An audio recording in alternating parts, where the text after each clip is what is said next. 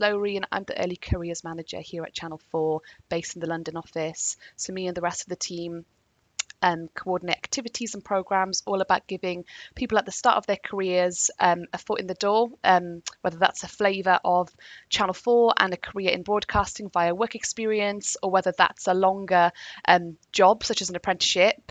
We're all about bringing, yes, a lot of young people into the talent. And today's session will be all about how to write an apprentice application. So let's get into it, as we only have half an hour. So if you've tuned in to some of our previous YouTube lives, you will be able to find out a bit more information about these various programs, because we focused in on them all separately in a bit more detail in previous lives that we've done. If you didn't tune in live, don't worry. Like I said, they can still be found saved on our YouTube platform. But essentially, we have a lot of ways that you can start your career at Channel 4 and get work experience in broadcasting. So whether that's via one of our apprentice opportunities, which can be anywhere between 15 months to 3 years, whether it's an entry-level role, such as a sales assistant, like I said, whether that's something a bit shorter, like getting involved with a day's work experience, or some of our other 4 skills schemes, such as our production training scheme, our content creatives, these will all require a application. And what's good about Channel 4, the applications that we ask you to create are pretty consistent across the board. Not always, there will be some anomalies where they differ from program to program. But yeah, whether you're applying to an apprenticeship or an entry-level role, they generally feature similar aspects. So hopefully this will put you in good stead to apply for any role you would like to pursue. So let's get straight into it. So here is the general application process for obtaining a role at Channel 4. So firstly, you'd apply online with your CV. You submit this against the job you are applying for on our careers website and submit some additional questions. This is what makes roles different from each other. The additional questions will vary and be different depending on what roles you apply to. So for example, if you're applying to a social media role, an additional question might be, tell us about the tools or the platforms you most prefer to use to post on socials. If it was to do with finance, it could be something to do with your interest in finance, where that stemmed from. It really does depend on the hiring manager's style. Following that, the recruiters would do an initial shortlist of those written applications. The recruiter would then send a smaller shortlist to the hiring manager to review, and then the hiring manager would decide who to invite to the first stage interview, which is a HireVue on-demand video. This stage is a bit of a funny one because you will log into HireVue. Questions will appear on the screen. There won't actually be anyone else on the other side. You have a certain number of minutes to answer these questions. You can re-record them a couple of times, but we appreciate it's a bit disconcerting and we take that into consideration. When you're sent that link to complete the HireVue video, there's a whole load of instructions on how you go about doing it and a chance to practice, because we appreciate it could be new territory for a lot of people.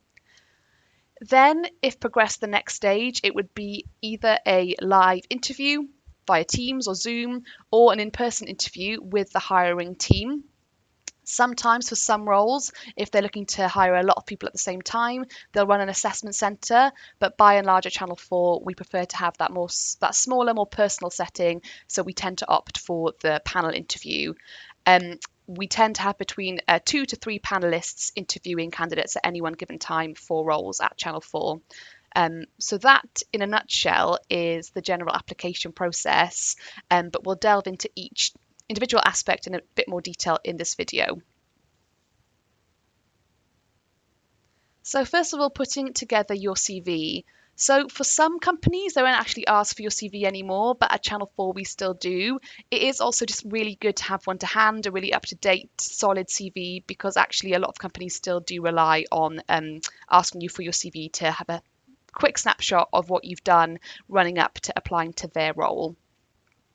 So to kick us off, I've actually kind of reversed this, and this is an example of a bad CV, which we see a lot. And I must admit, when you as a recruiter might be filtering through thousands of applications, an easy way to filter out candidates quickly is by their CV. If it's not quick and easy to read, if it doesn't give us a quick snapshot of your skills, what you've been doing, then most likely you won't make the cut and progress to the next stage. So it is really important that it ticks all the boxes. So for example, here you can see that the fonts are different. There's different colours. That work experience is in yellow. There's a photo, which is unnecessary. We don't ask that you provide us a photo because that can lead to some unconscious bias in some cases.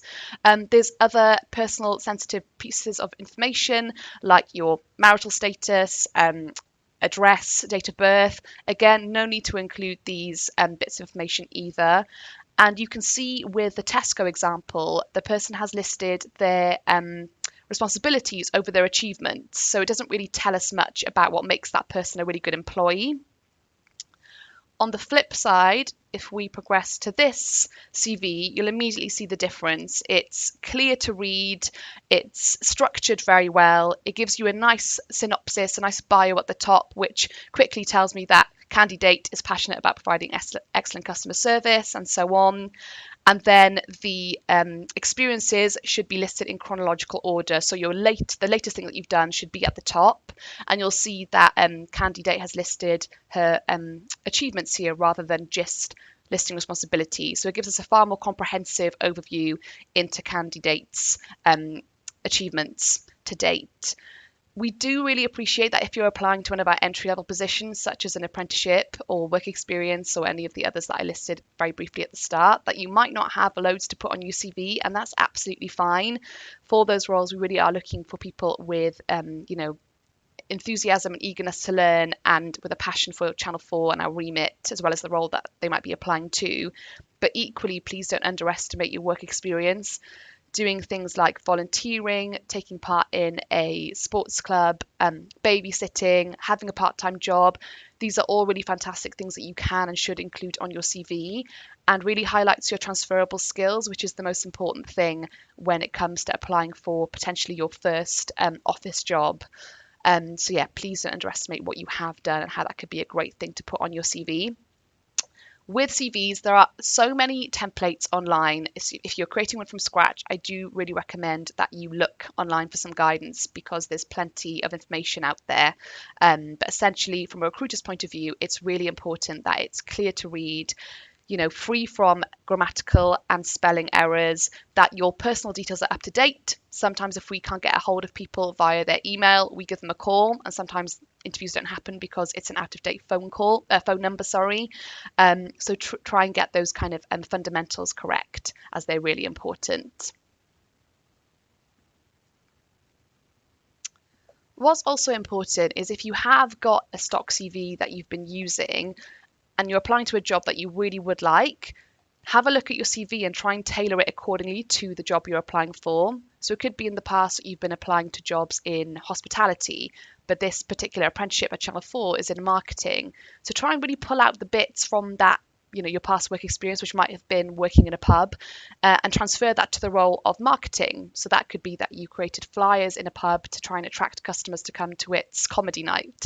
That would work really well when selling yourself for that marketing role. So although it does take time, especially if you're applying to a lot of different roles because you're not quite sure what you want to do yet, tailoring your CV is really important. If we see a generic one that doesn't fit the bill at all to the role being applied to, again, it's not going to give us a lot of faith that you're the right person for that job, especially if the effort isn't there right at the start of the recruitment process. When we compare those CVs, I noted the difference between just spelling out what you've been doing and actually highlighting your achievements. A good format to use for each bullet point is the I achieved X by doing Y resulting in Z. A really comprehensive way of showing us the different stages of things that you've been doing, and giving us that well-rounded insight into why, again, you're a good employee and the great things you've been doing in your roles. Definitely limited to 2 pages of relevant information. No need to go over that. After that, you're probably going back too far. So yeah, keep it concise and well structured, which should amount to about 2 pages at most.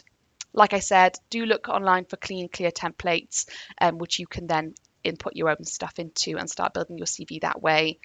Do ask someone to proofread for you. I definitely find that if I'm looking at something time and time again, I can completely overlook really obvious errors. Again, with any job, there will be quite a bit of writing involved, whether that's emailing, writing briefs, whatever it might be.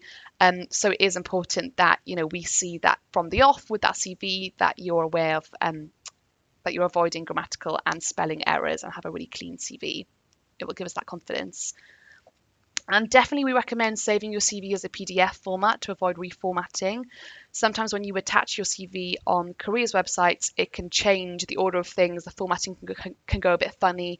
So to avoid this happening, we definitely recommend saving it as a PDF so it's solid and in place and won't move depending on the different websites you upload it to.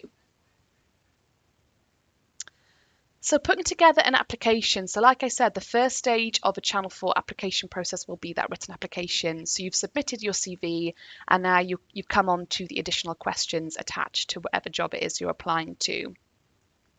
Like I said, the questions will differ from role to role. Typically at Channel 4, we do ask, the first question tends to be asking candidates to tell us how they meet the essential skills and criteria. So for some jobs, there'll be some bullet points saying this person needs to be great at communicating, great at managing their time, great at prioritizing tasks. So the first question will actually be answering each of those bullet points. So have some examples in your head of when you've met those skills or competencies. And then there'll be the more broad questions, which should be a bit more organic for you to respond to because it will be about your motivation to the role. Like I said, I use that social media example to start with. So it might be, if it wasn't a social media role, about what tools and platforms you use, how you got more followers. There'll be a word count. So do stick to this because that's part of the task. It's making sure that you're keeping your answers pretty concise. So try not to go over too much. With these written questions, it's not really a point where you can show much of your personality. That comes a bit more on the interview stage, I think. What does go down really well is, if possible, and I appreciate this depends on when you're actually seeing the job being advertised, but do start as early as you can and don't submit at the last point. It means that you have time to go back to the application, have another go at the draft, maybe get one of your peers or a family member to reread over it for you to make sure it makes sense and that you're really selling yourself. And also there can be some tech issues when submitting job applications. We often find that we get emails in our shared inbox on a Sunday night when the deadline's Sunday at 11:59 p.m. and then the deadline's passed, which can make it tricky to assess whether we should let that person apply still. So if you can do it the working day before the deadline, if that's on a weekend, we definitely encourage you to do that. Definitely proofread your work, always a great thing to do, always really important. Make it easy to read, don't use long hyperbolic sentences, keep it short, keep it sweet, and keep it concise as well. Really think about what the question is asking you, reread that time again and make sure you're answering the question. Don't go off on a tangent because it's really important that we can just see quite quickly as recruiters that you're hitting all those markers and you're really answering the question at hand. If you apply for more than one role, which is possible if you're looking to apply to our apprentice opportunities in January, make it clear why you're applying to those different roles. You can't just copy and paste the same application because we're the same team reading those applications. So it will look pretty strange to us if you've used one application to apply to several positions. You will have to tailor them accordingly. And also, please know there are people at the end of this process, so do get in touch with us via fullskills@channel4.co.uk if you have any questions on any of the roles, if you need some guidance on the process, if the questions aren't clear to you, you want to clarify anything. Again, that's what's great about starting as early as you can. And if you're thinking about our apprentice vacancies specifically, you know these will go live in January. The date will be disclosed in the very near future, so you can work towards that date. Know they go live then. You've got 4 weeks to apply, so plenty of time to get in touch with us if you need us to answer any questions that you might have. Fab. So other, things that might come up in these questions are pretty generic ones about, why this company. So please do your research. If you're applying to an apprentice role at Channel 4, think about why it's Channel 4 over other companies. Do your research. Why this role? What appeals to you about it? What transferable skills do you have that will make you a good candidate for the role? Do shout about your achievements. If you've done any relevant learning that relates to the job, flag that too. Like I said, we appreciate at the apprentice stage you might not have heaps of work experience, but think about those extracurricular things that you've done, any independent learning or anything at school, quite frankly, that relates to the roles. And then hobbies as well. So all of those will give you those skills that we are really looking for at Channel 4. Equally, furthermore to that point, if you've been tuning into these YouTube lives, why not flag that in your application as well? That will show to us that you've kind of been learning more about Channel 4, you've been keeping up to date with 4 skills, and that will be really impressive to us. And we appreciate you tuning in and learning more this way. Fab. So next up, we've got that higher view interview stage. So like I said, it's a bit of a funny one where the questions pop up. You'll have a timed you have a couple of minutes to respond to the question, and there won't be anyone on the other side, so you're talking to yourself, so it can be pretty disconcerting. You will have an opportunity to have a go at practicing before you have a go and actually submit your final questions. So make sure you read the instructions and do take advantage of that practice run, because it will help alleviate your nerves when it comes to the real thing.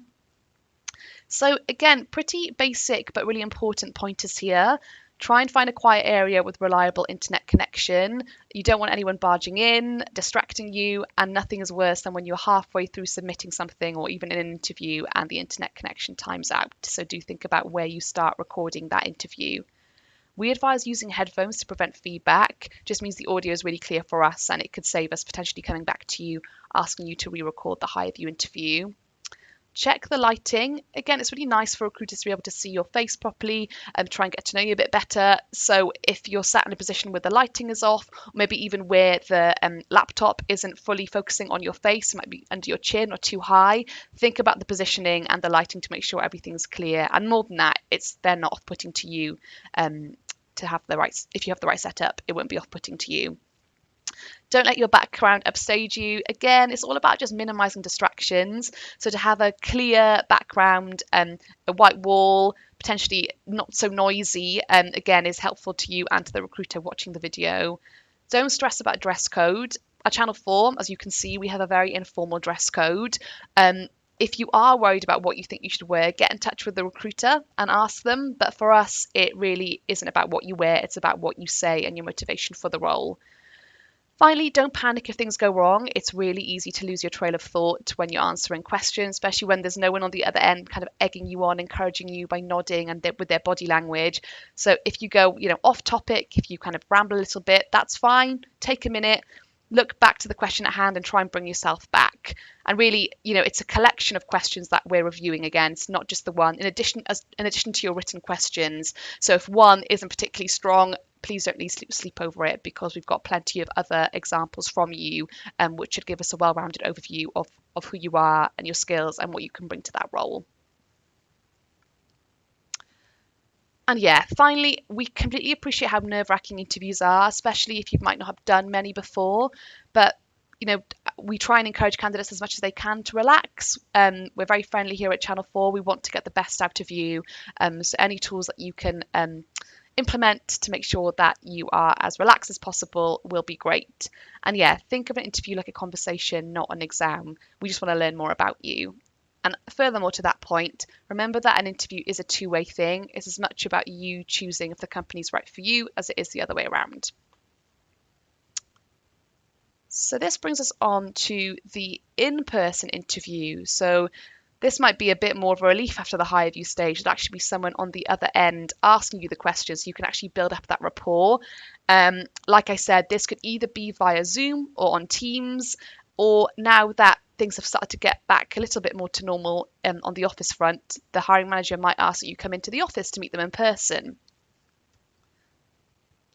So I think what's great with interviews is actually you can prepare for them. Of course, you'll never know completely what's going to be asked from you. That is up to the hiring managers and what they would like to know. But broadly, there are some questions that probably will come up time and time again, especially for the more entry-level roles that we have here at Channel 4. So the hiring managers will often try to put you at ease by asking you quite a broad question to kick off the interview. So tell me a bit about yourself, tell us a bit about what you know about Channel 4. They probably won't even mark that question. It's just to make sure that you're feeling comfortable and you get comfortable with the panel at hand. Then it might be a mix of behavioural, competency and skills-based questions. So tell me about a time you've worked in a team. Tell me about a time you have had presentation skills experience. What is good with these? There are plenty of examples of those types of questions online. So I'd recommend that you head online, get a good list of those questions and start thinking about examples that you could respond to each of those questions. So for a presentation skills question, it could be something that you've done in school. For time management, you might be managing babysitting, a part-time job, and schoolwork. Whatever the authentic answer might be, make a note of it. So when that question comes, based on whatever skill they might be asking you about, you've got those examples to hand. There might be some situational ones as well, which will require you to think a little bit more on your feet. So, for example, imagine you were in this role and you were asked to manage competing priorities all by 10 a.m. and they list some priorities for you. It'll just be about you being calm, thinking about the question at hand, and logically thinking about how you'd go about solving that problem.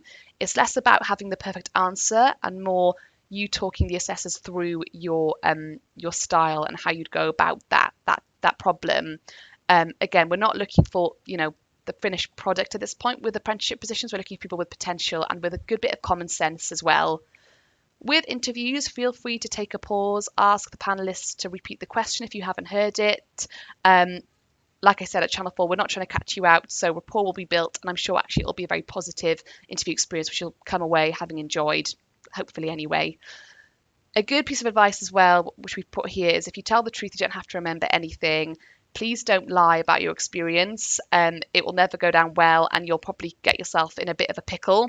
So just be honest about the experience you've had to date. We will tailor the questions accordingly. So we're not going to ask someone applying for an apprenticeship about, where they'd like to be in 20 years' time, because you just won't know. So we'll make sure those questions are fitting for the role at hand. But yes, I think what's great with interviews, like I said, is that you can do that prep in advance and try and think of some examples of your day-to-day life so you can definitely answer those behavioural competency and skills-based questions really well.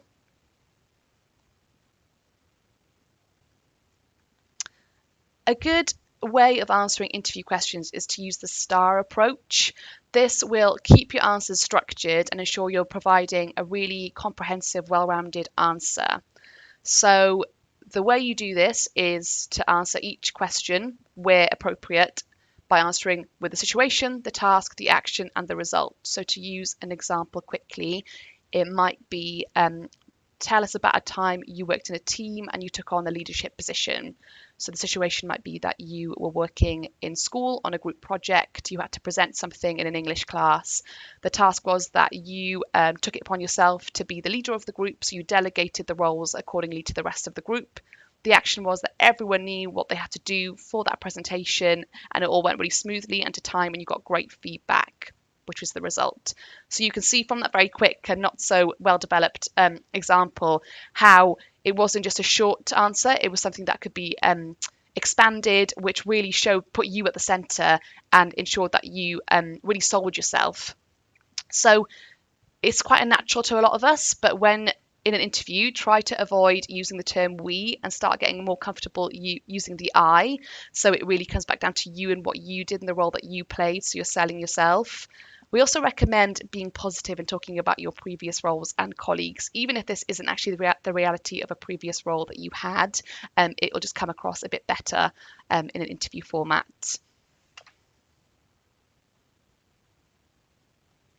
So before your interview, a few more things you can do to prepare is have some questions ready to ask the panel at the end. In every interview situation, the panelists will say, over to you now, we've asked all the questions that we had. What would you like to know about the role, about the team, about the company?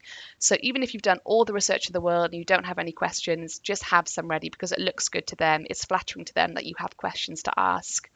Have a pen and paper ready as well and some water. You might want to take some notes when the panelists are answering those questions. Even if there was a long drawn out question, such as a scenario based one, you might want to make a few notes at that point so you can refer back to those key buzzwords when answering the question, and have some water ready because an interview is quite tiring. You're talking a lot, so it's good to have a glass of water on hand to hydrate you. Like I said, prepare some examples in advance. If possible, if you've got a virtual interview, you might even have some prompts, some sticky notes on your laptop just to remind you of a few things that you have learnt. And do research the company and reread the job description in advance of the interview. Really important that you do this so you're really familiar with why you're applying to that company, which always comes up in some way, shape or form, and why that job. So yeah, the more aspects of the job description that you can refer back to, the better. With some Channel 4 roles, less so nowadays, but they do come up sometimes, we do run the odd assessment centre. Assessment centres are day-long things which consists of a number of candidates. So typical tasks they might ask you to do at an assessment centre involves a group discussion or a group presentation to see how you work with other people. There might be a written exercise, so there might be lots for you to read through and then a brief you need to answer. They might also ask you to do an individual presentation or discussion. That might also be a interviews in different formats, so whether that's one-on-one, a group, or with several assessors, like speed networking. There might be role play. I think when it comes down to an assessment centre, when you're invited to one, you'll be given all this information. There's lots at an assessment centre you can't prepare for, but do keep in mind that a big part of an assessment centre is seeing how you work with other people and seeing how you work under time pressure as well. So a lot of the briefs they give you will be ones that aren't really manageable in the time frame that you have. So it's more about, again, that you're making it clear how you approach something, that your methodology is obvious and you're being structured, you're thinking carefully about the brief. And if you don't finish it with the time at hand, at least what you have done shows where it would be going. You can definitely clarify with the recruiter and ask them for as much information as they can give you for each of the activities. But like I said, a lot of it will be blind until you reach the day. One thing you will always be able to prepare for, though, is an interview, like I said in the last slide. Some general interview tips as well, and these apply whether it's a virtual interview or an in-person one. Don't be late. Nothing is more frustrating to an assessor than if you are late, especially if it's an assessment centre where things run very strictly to time. And even with a one-to-one interview, people at Channel 4 certainly are very busy. So if you're 5 minutes late, it can have a knock-on effect for the rest of the day and just look pretty bad on you. Have confidence in your abilities. You deserve to be there because you have got through the written application stage and the first interview stage. So have confidence in that. Be nice and polite to everyone you meet. You never know who feeds into the final decision. It might be more than just the hiring managers. It's most likely it could be the receptionists. If there was an assessment centre and you kind of met some of the caterers who provided you lunch, you just never know who will be talking to who. So do be polite and nice to everyone that you meet. Don't dwell on any mistakes. Instead, concentrate on performing well in the next task. We all leave these types of things thinking, oh, I should have said that, I could have done more. It's really important just to not dwell on the things that you could have done and just think positively about all the things that you did do. And it's always great to get feedback from these processes for next time. Like I said, ensure that the assessors can see your working methodology. So that's just your thought process when it comes to a problem, whether that's a scenario-based question or a task at an assessment centre. It's important they see how you'd approach something. So feel free to talk out loud to them about that. And don't worry about the other candidates. It's very easy to get caught up in comparing ourselves to other people, but it's your own journey, so to speak. Just focus on putting your best foot forward and really demonstrating your skills and your motivation for the role, and stop worrying about other people if possible. I appreciate I'm running out of time, but I think this is a really important thing to flag.